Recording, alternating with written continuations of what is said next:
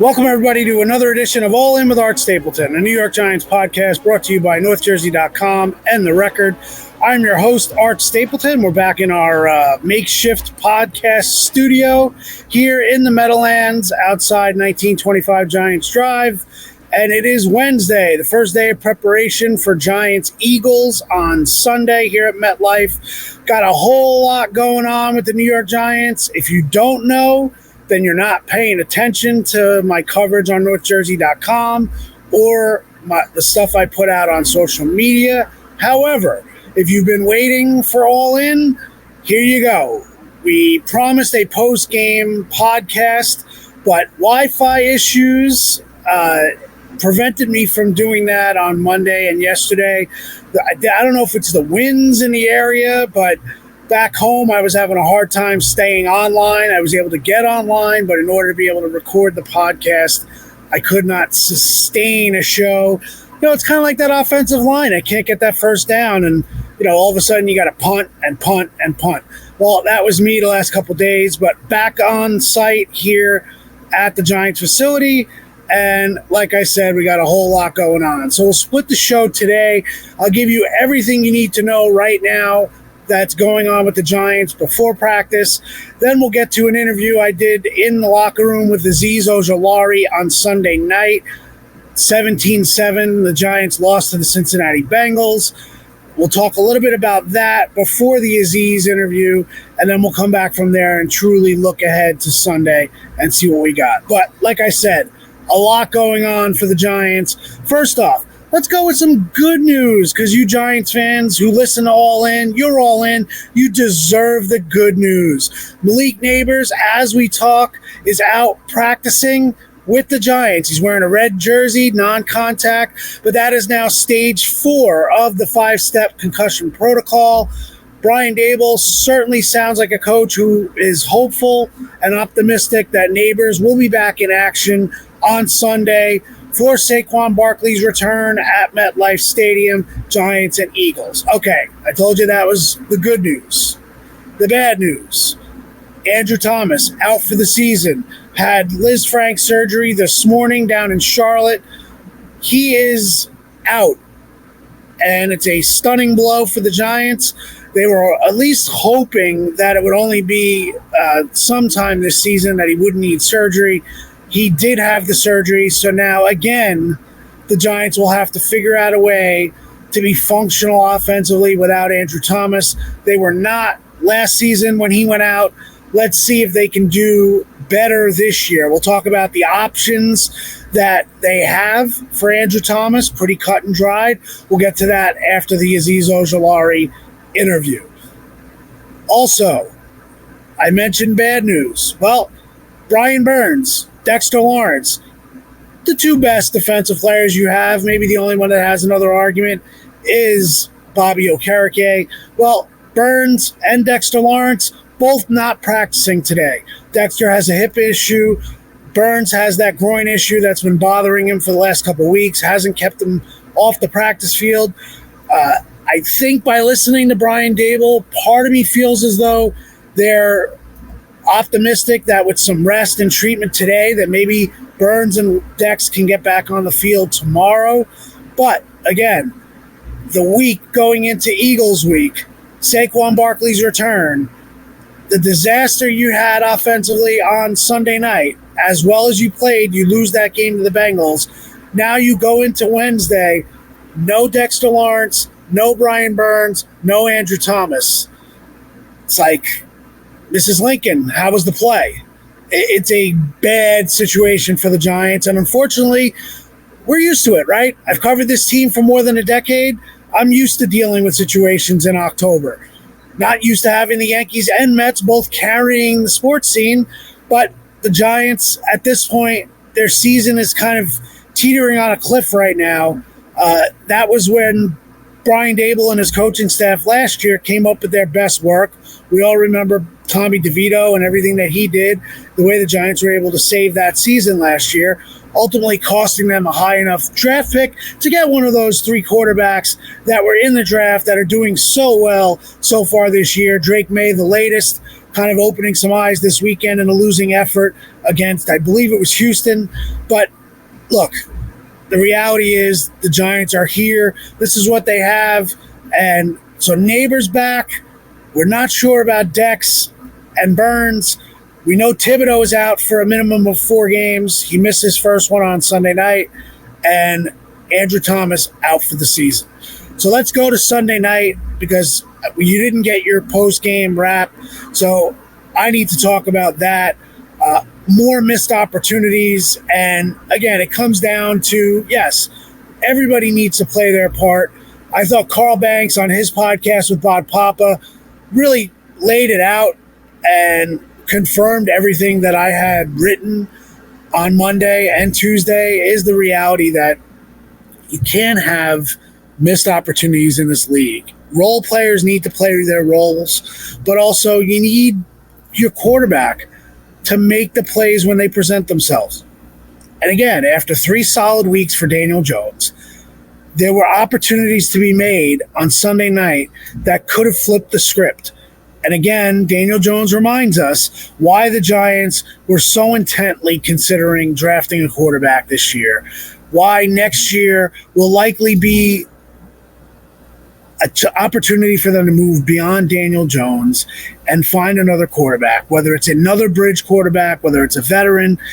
They need somebody who's going to be able to take advantage of the opportunities that Brian Daboll believes needs to be taken care of in order for this offense to make plays in this league.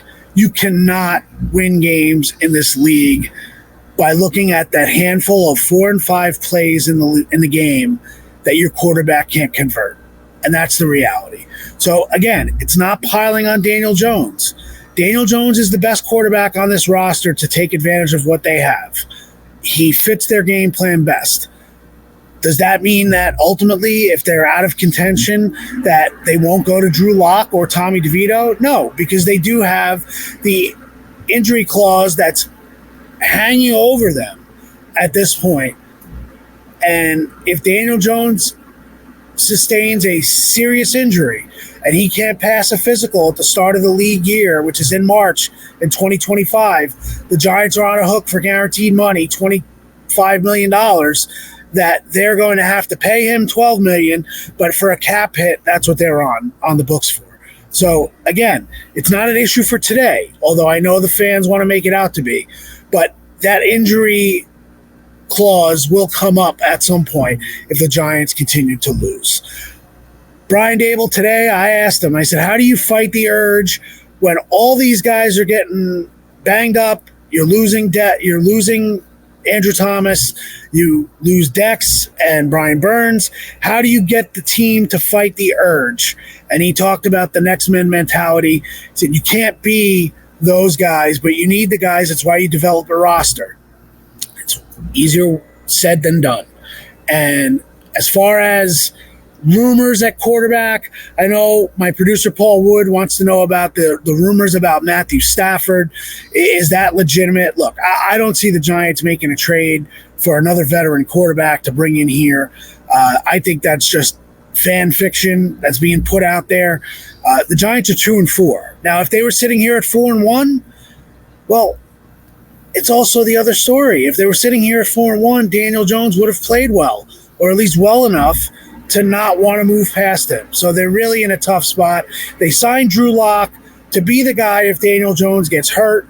He's not hurt. That's the situation you find yourselves in. It's not a predicament you want to be in. But I think from a Giants perspective, they've got to move forward. And it's a next man mentality, next man up mentality. Azeez Ojulari played out of his mind against the Bengals on Sunday night. Now, I have to say this. I wrote and insinuated that Azeez losing contain on the Burrow touchdown run. It was not Azeez. It looked like, on further review, that Isaiah Simmons was supposed to loop around to the left side where Azeez was rushing, and he was supposed to be in that lane. He did not. He rushed on the B gap on the other side, and that opened up that gap. So I think Simmons may have just tried to make a play and didn't loop around enough in order to be able to close down that gap. So gap responsibility, discipline, again, a problem for the Giants on that Burrow touchdown run. But let's go to Aziz in the locker room, and then we'll come back and talk a little bit more about Sunday, what the Giants are going to do in order to replace Andrew Thomas. Aziz, when you look at the overall performance tonight, when you walk in here and just what are the emotions at this point? I mean, I gotta imagine coming into this game, if you put those numbers down and said, you know what, this is what we're gonna do tonight, you probably think you're walking out of here with a win. Yeah, no, it's tough. They got great players. They made great plays at the time they needed to make it. We just gotta shake back, look in the mirror, look at ourselves and see what we can do to improve that. Because we got great players also, but it's tough. It's tough today. How much were you waiting for this opportunity, right? I mean, talking about your play time obviously spiked significantly here. Sure. So did your production in response? Yes, sir. I was just going to be ready whenever my number was called, whatever happens, and I was just trying to take advantage of every opportunity I get every time I'm out there. That's the main thing. Just rely on, trust myself. All the work I put in, just go out there and try to show it every week. The one in the end zone, when you kind of let him go, did you think you had the ball out? Man, I thought I had the ball out. That's what you see. I literally went for the ball. I tried to rake it down. I thought it went down. I was looking for it, and then he ended up having this thing. I guess he had it by his legs, and I was devastated after that one. Oh my God.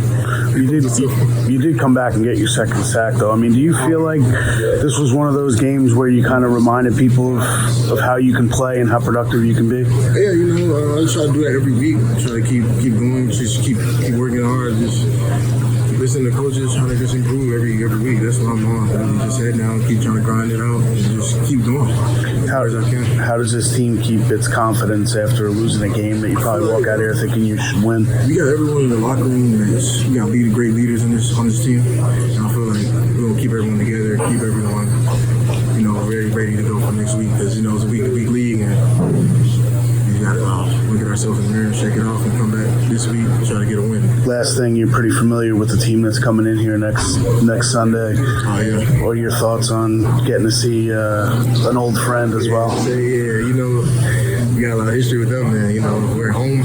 We got to bring it. It's gonna be a efficient game. It's never gonna be easy. So we got to bring that. We got to prepare big time this week for another big game. So that's Aziz Ojulari, and look, 2 sacks. He should have had a third. I asked him about the play. You all saw it. The strip he thought he had of Burrow in the end zone. You could see him looking for the ball on the ground. He admitted as much afterwards. I know there was speculation by Chris Collinsworth on the broadcast that Aziz was worried about tackling him and falling on him and getting a roughness penalty. That was not on Aziz's radar. It was really he thought he stripped the ball, and he was looking to make a play and get the ball, and he did not strip the ball. So it was not a Matthias Kiwanuka, Vince Young situation way back when the Giants played the Titans. We know how that turned out. This was Aziz thinking he got the ball out and was looking to jump on the ball and maybe score a touchdown at that point for the Giants, which, boy, if he would have gotten that ball out, that would have changed the game immensely. So you heard from Aziz. You're going to need another big week from Aziz, especially now that Burns is a question mark. But let's move forward with the idea that since Brian Daboll said Dexter and Burns are day-to-day, and I should say he was asked about Burns and Burns' groin injury. He was not asked about Dexter, and he volunteered the Dexter hip injury. He didn't have to volunteer anything. Brian Daboll normally doesn't volunteer anything. He would have just waited for the official injury report to come out. So I've got my investigator hat on a little bit. I get the sense that I wouldn't rule out Burns or Dex just yet. I think they have an opportunity to maybe get back on the practice field after a day of treatment. Maybe they're just being smart with them. So let's see.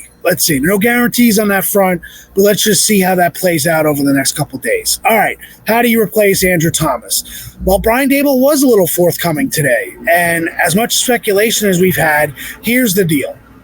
If the Giants decide to keep Jermaine Illuminor at right tackle, then I think it will be Josh Azudu at left tackle. replacing Andrew Thomas. If they decide to move Jermaine Illuminor from right tackle to left tackle, then I think Evan Neal will play right tackle for the Giants. What will they do in practice today? Well, Brian Daboll confirmed. They will keep Illuminor at right tackle for the time being and see what Ezeudu looks like at left tackle. Now, I know there's this debate between Ezeudu and Evan Neal.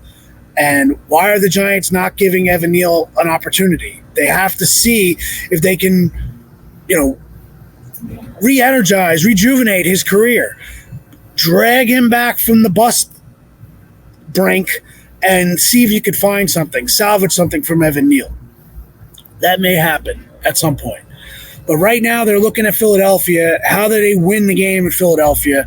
And the reality is, if Josh Ezeudu can do the job with Chris Manhertz and a tight end lining up next to him and getting help and getting chipped, well, then you look at that and you say, why weaken ourselves at two spots potentially by moving Illuminor from right tackle to left tackle? I think that's what they should do. Ultimately, I think that's probably what they will do. If Ezeudu doesn't play well, I think they'll move Illuminor to left tackle. They'll put Evan Neal at right tackle. And they hope that the work that Ezeudu and Evan Neal have put in this offseason, and especially these last 6 weeks in practice, that they will be able to be a better version of themselves than they were last year, I should say. I don't know if it's fool's gold. I don't know if it's one of those things where it's, blind faith. We're just going to have to wait and see. But you can't spend 6 weeks talking about the great job Carm Brasillo and James Ferentz have done as the offensive line coach and the assistant offensive line coach. And now if they make the decision and make the call to go with Ezeudu at left tackle, now all of a sudden they're clueless and they don't know what they're doing.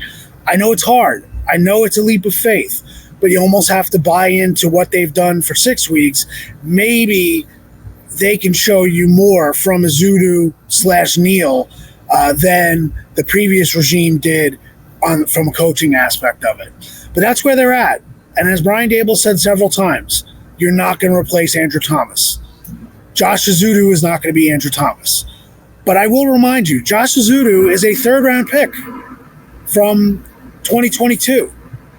And the reality is that Evan Neal was the 7th overall pick from 2022. Same draft class. So, yes, you want to reclaim something from Evan Neal. But let's not pretend that Josh Ezeudu, if he becomes a valuable player here or becomes a solid player, that's not a significant move for this team. It's two different issues. They're intertwined because of the decision. But the reality is, if Josh Ezeudu becomes a good player or a solid player, that doesn't make up for Evan Neal being a bust, and vice versa. If Evan Neal can play and play well, it doesn't make up for losing a third-round pick if Josh Ezeudu can't play. So that's where we're at. Now, obviously, the bigger hit on the front office, negatively, is Evan Neal. And let's see how it plays out. Brian Daboll was complimentary of Evan Neal today, talking about his attitude. The reality is we just don't know. They're not getting enough work in practice for us to know. It's going to be a cram session this week to get them ready to go. And then they're just going to have to make the right call. And you trust them to make the right call, and you be ready to criticize on Sunday if it fails and if it blows up in their face. And then they'll move on. But at 2-4, look, it's a season of regrets for the Giants right now. They haven't been a disaster, save for week 1 against an undefeated Minnesota team. The reality is they deserve better. They had opportunities to beat Washington, to beat Dallas, and to beat Cincinnati. You are what your record says you are. You're 2-4. Had they won one or two of those games, maybe the decisions are different. I don't know.